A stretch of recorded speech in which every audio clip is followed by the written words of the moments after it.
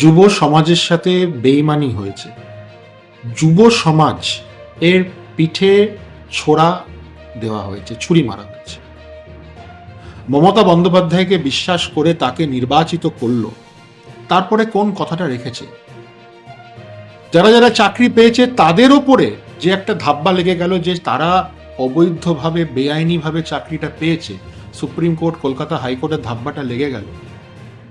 শ্রীরামপুর লোকসভা জুড়ে 7টা বিধানসভা, জগৎবল্লভপুর, ডোমজু, উত্তরপাড়া, শ্রীরামপুর, চাঁদদানি, চণ্ডীতলা, জাঙ্গিপাড়া, 7টা বিধানসভা জুড়ে 1,87,000 নাম বাদ গেছে। 1,87,000। তার মানে এইটা যদি লোকসভা ভোটের আগে হতো, এই সিট ভারতীয় জনতা পার্টির হতো। চরম নোংরামি। মেসি মতো একজন আন্তর্জাতিক প্লেয়ার, উনি পশ্চিমবাংলায় এলেন, পশ্চিমবাংলার জন্য গর্বের ব্যাপার। উনি সল্টলেক স্টেডিয়াম গেলেন, যুব ভর্তি যেটা স্টেডিয়াম, ওখানে গেলেন। 10 লক্ষ টাকা ওনার জন্য সেলফি তোলার জন্য। খবর সবার আগে জানতে চাও? টলিউড, বলিউড বা পলিটিক্যাল আপডেট জানতে গেলে দেখতে হবে কলকাতা নিউজ টাইমস। বিশ্বের খবর সবার আগে। কেমন আছে? ভালো, খুব ভালো আছি, এবং সকলকে নতুন বছরের শুভেচ্ছা, আন্তরিক ভালোবাসা। নতুন বছর যাতে সকলের ভালো কাটে, সবাই যাতে ভালো থাকে, সুস্থ থাকে, এবং নতুনভাবে যাতে জীবন শুরু হয় পশ্চিমবাংলার মানুষের জন্য এই কামনাটা করব। দাদা, স্পেশালি কথা বলবো এখন ইউথ যারা আছে সব, অনেকজন এখন রেগে আছে দিদির উপরে। স্পেশালি যদি কেন কি দীঘায় দিদির কথা বলছি না, লোক মনে হচ্ছে এসআইয়ের যে নামটা নিয়ে অনেকজনের পছন্দ হচ্ছে না। এটা নিয়ে তোমার কি মনে হয়? যুব সমাজের সাথে বিশ্বাসঘাতকতা হয়েছে, যুব সমাজের সাথে বেইমানি হয়েছে।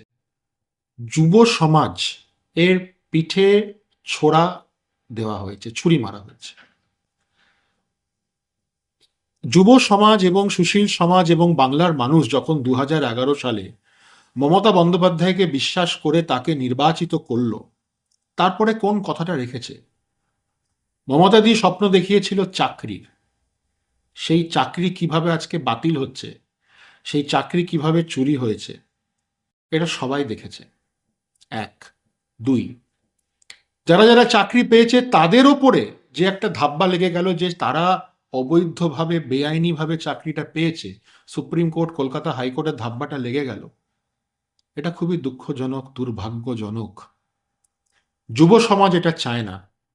আজকে কত যুবকরা আছে, ভাই বোনেরা আছে, যারা পশ্চিমবঙ্গ ছেড়ে বাইরে চলে যাচ্ছে চাকরির খোঁজে। কেন? শিল্প কোথায়? শিল্প না থাকলে চাকরি হবে না। আজকে পশ্চিমবঙ্গ প্রদেশ ঋণে ডুবে আছে, এতটাই ঋণে ডুবে আছে যে তাদের দিয়ে দেওয়ার ক্ষমতা নেই। সুপ্রিম কোর্ট অর্ডার দিচ্ছে, তাও তারা বলছে না, আমরা দিতে পারবো না। তো আজকে যেই রাজ্য ঋণে ডুবে আছে, যেই রাজ্যর জিডিপি একদম 22 নম্বরে নেমে গেছে 3 নম্বর থেকে, যেই রাজ্যে টাকা পুরো ডেফিসিটে চলছে, যুবকরা কেন রাগ করবে না? যুবকদের সাথে এখানে বিশ্বাসঘাতকতা করেছে মমতা বন্দ্যোপাধ্যায় এবং তার সরকার। স্পেশালি যদি জিজ্ঞাসা করি এসআইআর করে লাভ কি, অনেকজন এটা দেখুন, এসআইআর হচ্ছে একটা সাংবিধানিক গণতান্ত্রিক প্রক্রিয়া, purely conducted by the election commission of India. এখানে রাজনৈতিক, প্রথমেই বলি, রাজনৈতিক কোনো ইনভলভমেন্ট নেই, কোনো বিষয় নেই।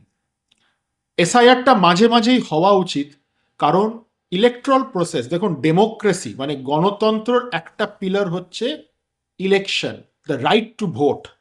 আজকে যে আমি ডিকটেটরশিপে নেই, আমি একটা ইলেক্টেড গভর্নমেন্টে আছি, আমি একটা ডেমোক্রেসিতে আছি, তার একটা লক্ষণ হচ্ছে যে আমার ভোট দেওয়ার অধিকার।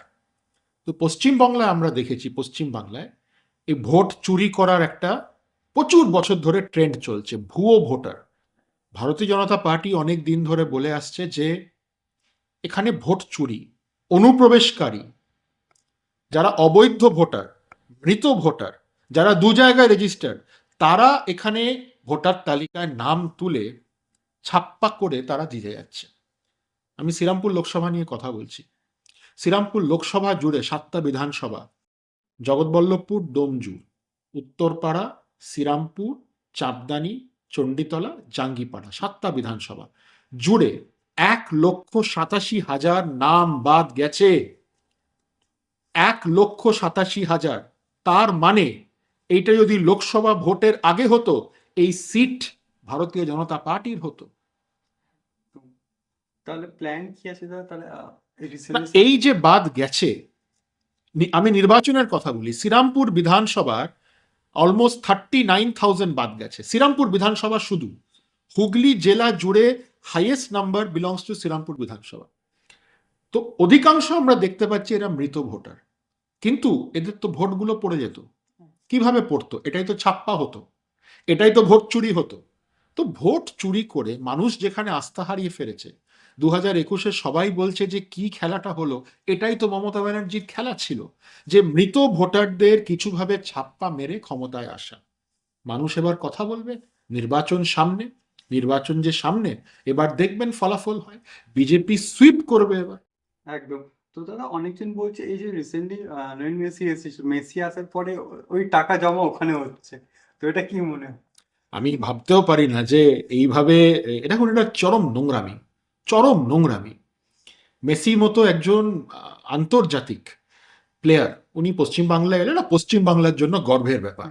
উনি সল্টলেক স্টেডিয়াম গেলেন, যুব ভোট যেটা স্টেডিয়াম, ওখানে গেলেন, 10 লক্ষ টাকা ওনার জন্য সেলফি তোলার জন্য। কিছু কিছু টিকিট 15 লক্ষ টাকা অবধি গেছে সেলফি তোলার জন্য। তৃণমূলের নেতা মন্ত্রীরা ঘিরে আছে, যারা টাকা জমিয়ে জমিয়ে ফ্যান, যারা ইউথ, যুবকরা, চাকরি নেই, স্টুডেন্ট, তারা পকেট মানি থেকে জমিয়ে টিকিট কেটে গেছে, তারা মেসিকে দেখতে পেল না কেন? অরূপ বিশ্বাস, সুজিত বসু, তারা ঘিরে আছে, তারা মেসিকে ঘিরে, পুলিশ দিয়ে ঘিরে তারা আছে। ছেলে খেলা হলো এটা।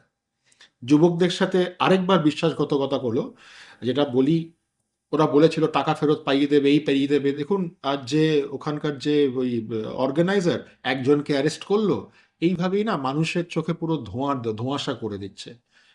মেসি কাণ্ডটা অত্যন্ত অপমানজনক পশ্চিমবাংলার জন্য। বিশ্বের কাছে, বিশ্বের কাছে পশ্চিম বাংলাকে এত অপমান করার দায়ী কিন্তু মমতা বন্দ্যোপাধ্যায় এবং তার সরকার।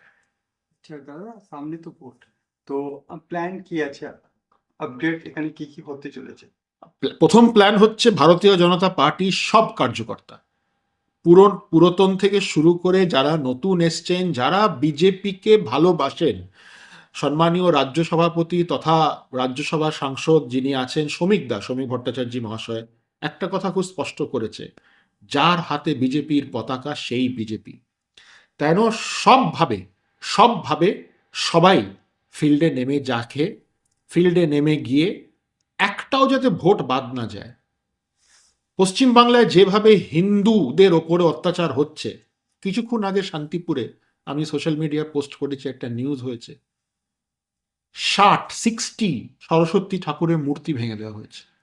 একটা কুমোরটুলি জায়গায় একটা মূর্তি বানানো হচ্ছিল, গিয়ে ভেঙে দেওয়া হচ্ছে। হিন্দুরা এইভাবে যদি বাঁচতে চায়, আগামী দিন তাদের বাড়ির ভেতরে গিয়ে তাদের মা বোনেদের গলা কেটে দেবে।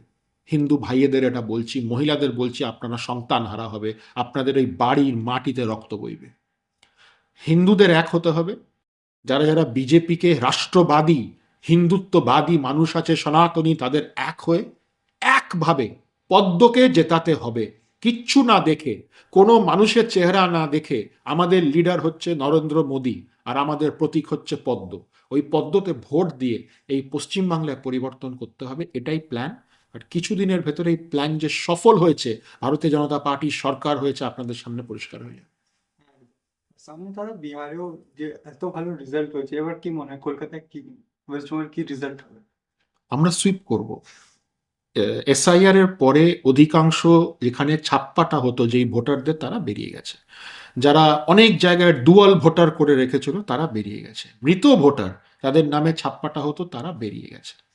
সিএএ তে প্রচুর যারা ওখান থেকে পীড়িত হয়ে হিন্দুরা এসছে, তারা নাগরিকত্ব পাচ্ছে, তারাও আশা করি ভোটার হয়ে সেইরা মোদী সরকারকে বিশ্বাস রেখে তারা ভোটটা দেবেন। তো এই প্রক্রিয়ায় হিন্দুদের যেভাবে অত্যাচার হচ্ছে, পশ্চিমবঙ্গকে বাংলাদেশ না হওয়ার দিতে একটা মানুষ যেই জাগরণ হয়েছে, সেই জাগরণের ফলে আমরা এখানে বিপুল ভোটে, মানে বহুমত নিয়ে আমরা এখানে সরকার গঠন করব। থ্যাংক ইউ দাদা।